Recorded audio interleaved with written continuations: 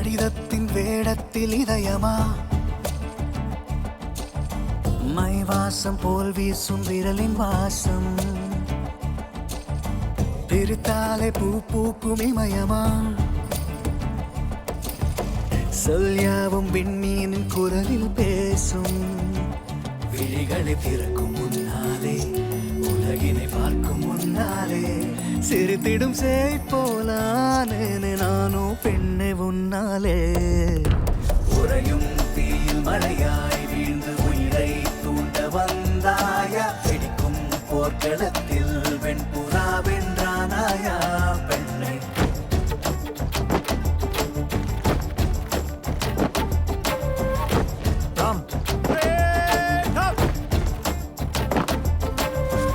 Take over. Jai Hind sir. Marriage நடந்து முடிஞ்சுன்னு சொல்றாங்க. யார்ட்டையும் சொல்ல மாட்டியா? எனக்கு கூட தெரியாது சார். விஸ்ராம் ஆஃபீஸர்.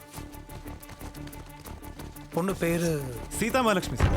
உறையும் தீயில் மழையாய் வீழ்ந்து உயிரை தூண்ட வந்தாயா வெடிக்கும் போர்க்களத்தில் வெண்புறா வென்றானாயா பெண்ணை உறையும் தீயில் மழையாய் வீழ்ந்து உயிரை தூண்ட வந்தாயா வெடிக்கும் போர்க்களத்தில் வெண்புறா வென்றானாயா பெண்ணை விகாஸ்.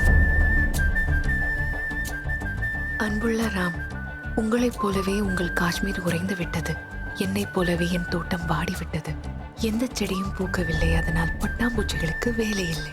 நீங்கள் வரும்போது தோட்டாக்களுக்கு பதிலாக என் தோட்டத்திற்கு பட்டாம்பூச்சி கொண்டு வருவீர்களா?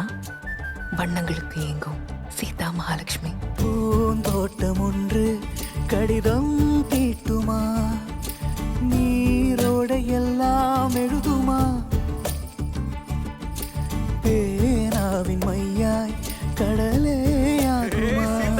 மேகங்கள் பாடல் பொழியுமா முகத்தினை பார்க்காமல் குரலினை கேட்காமல் பிறவிகள் ஏழேழு உன்னோடு வாழ்வேன் போதை அன்புள்ள ராம், நேற்று வீட்டுக்கு வந்த விருந்தினர் ஒருவர் நாம் முதலில் எப்படி சந்தித்தோம் என்று கேட்டார். குருக்ஷேத்திரத்தில் ராவணவதம், யுத்த பூமியில் சீதையின் சுயம்வரம் என்றே புரிந்தது போல் சிரித்து தலை சொரிந்தார்.